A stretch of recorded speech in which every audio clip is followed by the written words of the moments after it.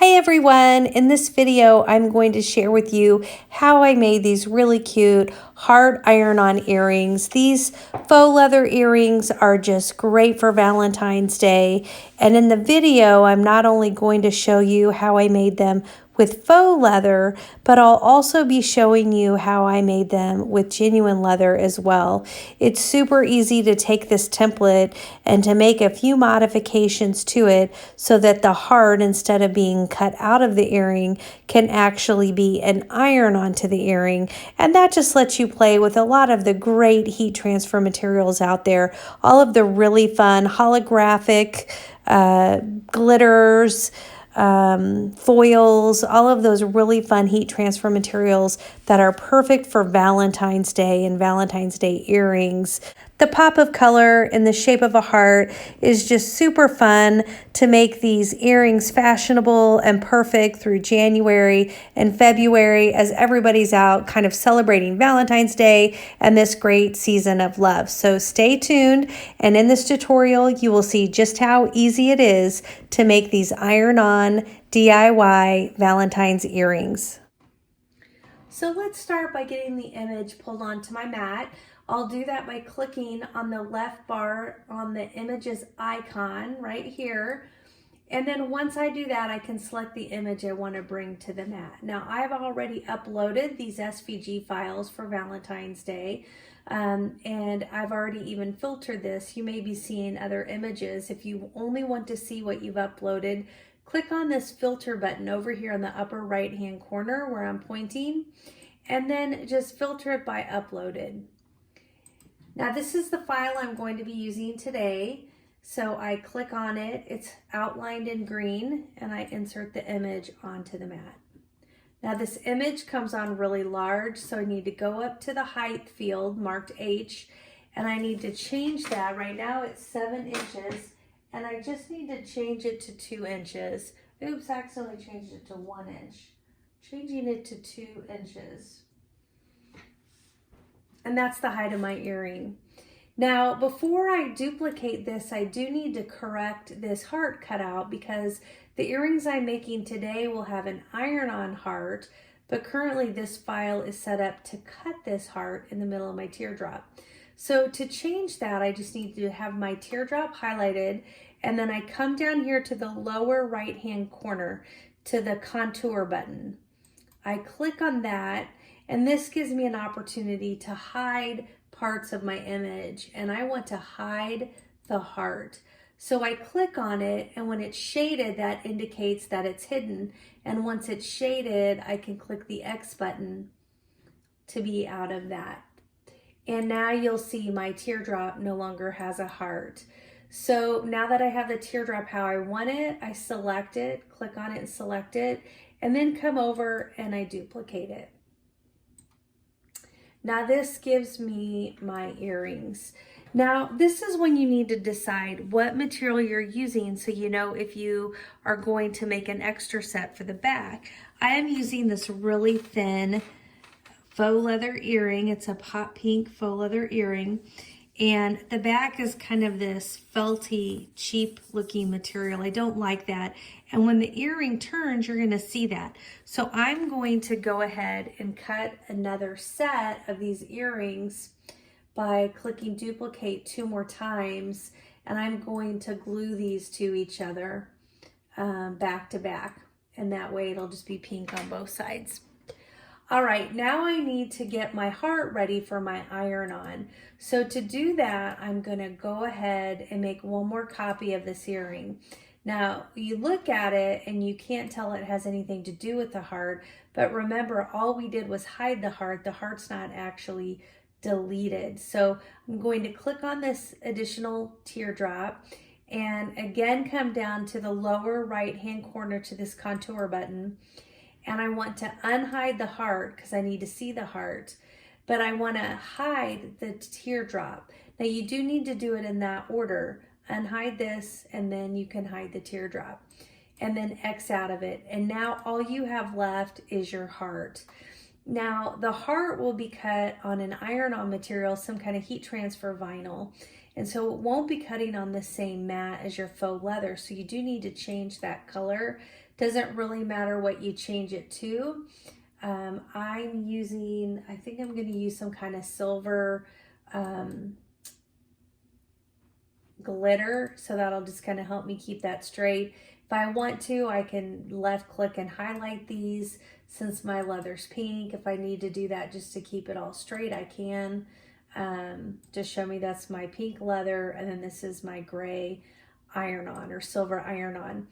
Now that I have this how I need it to be, I can go ahead and duplicate it, and that gives me my iron-on material. Okay, now I can go ahead and send this to the mat by clicking on the Make It button. And you'll see my two different mats, the first one being my heat transfer vinyl and the second one being my leather. Let's go ahead and start with the first mat. That's our heat transfer vinyl. And you can see that it's only about a little over an inch tall. I am using this glitter, glitter iron-on, and so I'm just going to cut a little piece of this. Okay, I do need to click on the mirror button anytime you're doing any kind of heat transfer. It will be done in reverse. Now that's kind of silly because these are hearts and I know they're symmetrical, but I'm just telling you these are good habits to get into to avoid wasting material at different times. Just take the thought out of it, always reverse heat transfer. We're going to click on continue. And then the next thing we're going to need to do is set our material. And so this is where there are actually a lot of different kinds of iron-on. I'm going to click on the browse all materials, and we're going to get down to the iron-on materials. You can just see all of these different iron-ons. I actually have glitter today, so I'm doing the glitter iron-on. So I'll just click that on the left until I see that green check mark. It's important to see that. And then I can click on done. And now my material is set to the right material. It does give you just the reminder, hey, you need to make sure that your mirror is turned on, because again, you will waste your material if there's anything that could possibly print out backwards, like letters or something like that. You just use the standard mat when you're working with iron-on. The important thing is that you put it down in the right direction. The shiny side of your iron-on always faces down and the dull side faces up. I think that's probably one of the biggest mistakes people make when they're not working with heat transfer very often. It's just something people feel like they're doing it the right way, but they put that shiny side up and then it doesn't cut through. It'll look like it cut, and then at the very end, you'll see your shape in the backing, but it doesn't actually cut through to the vinyl. You may have to put tape on this. I'm not having to put tape on it. Mine's staying down just fine. But there are times when I need to tape my heat transfer vinyl on before I do the cut.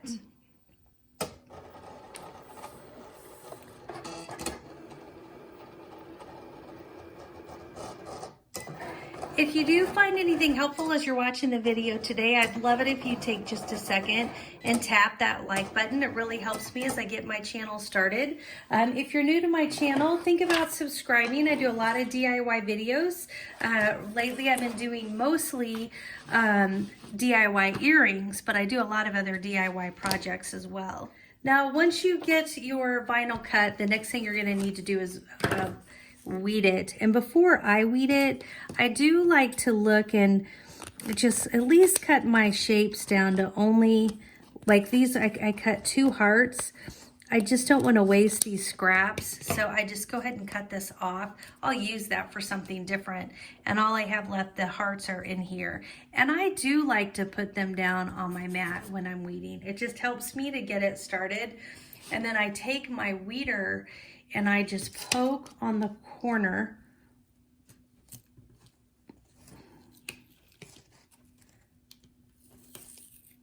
And then I can just pull it. Now this is a pretty easy one because it's not very intricate. Some of the ones I do are pretty intricate. Those are a little bit harder. But now I've got my 2 heat transfer on pieces ready to go. And now all I need to do is cut my faux leather. So I'm still going to use the same mat for my faux leather. And just like I do any of my materials when I'm making earrings, I'm gonna put them on my mat face down.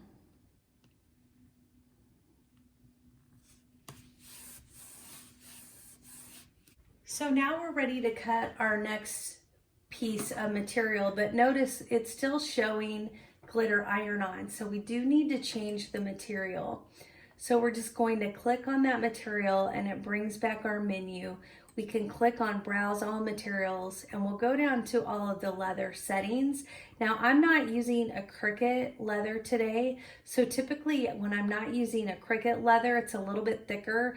I use this shimmered leather 1mm and that seems to work pretty well for me. So that's going to be my option. Clicked on that, I see my green check mark and I'll click done. And now I've got my setting and I can continue on and I can load my leather.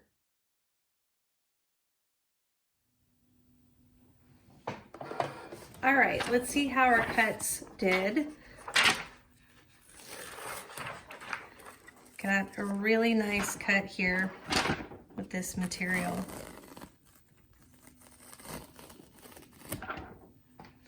All right, so here's our 4 hot pink earrings. Okay, so our next step is that we need to iron on our hearts onto our faux leather earrings. So the first thing I need to do is I need to get my Cricut heat press heated up, but I need to know what temperature. So I use this heat guide right on my iPad, or you can do it on your phone or whatever. And I'm using a easy press too, so I've selected that. Get rid of this coupon. My heat transfer material is a glitter, so I'm selecting glitter and I'm putting it onto faux leather, so I just need to select that. And I am using a easy press mat. That's what I'm doing my application against. That just kind of helps tell how well it controls the heat, and then I can apply it. And this will tell me what temperature I need to set my easy press to and how long it should actually go. And this is really important to get the right temperature and the right amount of time. That's the beauty of the Cricut Easy Press. So it's saying light pressure, I can peel it off while it's still warm, and I need a 270-degree temperature. So I need to turn this on by hitting the power button. I press the temperature button, then I get it to the temperature I need to, so I'm pressing the minus button to get it to 270, pressing the temperature button again to set it, so now it's going to work its way to 270. So while that's heating up, I'm just going to get my earrings ready. I'm going to cut my 2 hearts apart and then get my 2 earrings. I'm not going to glue the back-to-back part until after I've already applied the iron-on. So you place your hearts onto your earring, really whatever position, however high up you want. The important thing is that they match. You want them to be about the same distance apart. If you wanted to, if you were really particular, you could cut, when we first put this earring on the mat, the hearts were in it. You could actually cut a file like out of paper or cardstock, and you could use that as a template to place this if you wanted. I think this looks really good. I don't think I need to do that. That beep you just heard is the Easy Press. It's saying that it's ready. It's turned green. And one of the things that I do is I don't actually put the Easy Press, I don't like to touch it against the leather, so I just use a piece of parchment paper. That's what this is. It's just a piece of parchment paper. I put it on top of my earrings and put my Easy Press on here, and then I push the green button. Now remember, I'm only doing it, it said for 20 seconds. This timer showed 30 seconds. So when there's 10 seconds left, I'm gonna go ahead and lift up my Cricut Easy Press so that I don't put it on for too long. Again, I've got this Easy Press and I've also got the mini that I got for Christmas, and it just makes the heat transfer projects so much easier to have the Cricut Easy Press. Okay, this was a warm peel, so it's really important not to let it cool off too much before you do your peel. So it's that easy to get your heat transfer backing off of that iron-on glitter. And that just looks so cute. I love the glitter. I just love the glitter iron-on. So all that we really have left now is we need to get the back on this. Remember, I decided, and again, it's a personal preference, you wouldn't need to do this, but I decided I didn't want my back to look like this, so I cut my additional 2 pieces. And today I'm gonna use this Crafter's Pick fabric glue to glue my 2 pieces together. Now, a lot of times I use E6000. If you have E6000, it's a great glue to use. This is just something more recently I've been using a lot more of. And I think when you're gluing, I don't remember if I actually showed the kind. There's the kind. I got this at Hobby Lobby. I'll link up these supplies. But it's really important when you're doing this leather that you're getting along the edges, because you really need the edges to be nice and adhered together. So I got that, and now I'm just going to, and I've noticed when I put them together, they don't really move really well. It's not like a lot of times when you have something with glue, you can move it. I find that they don't really move, so you kind of have to get in position just how you want them before you press them together. And then once I do that, I turn over my parchment paper and I just rub it really well. Now this is gonna make some of it come out of the side. So you just need to rub your finger along the side and just wipe it real neatly, and it'll dry clear and it'll look great. So when it comes to the earring hardware, you have a couple of different options. I think what's most common, what people most commonly see are these hooks.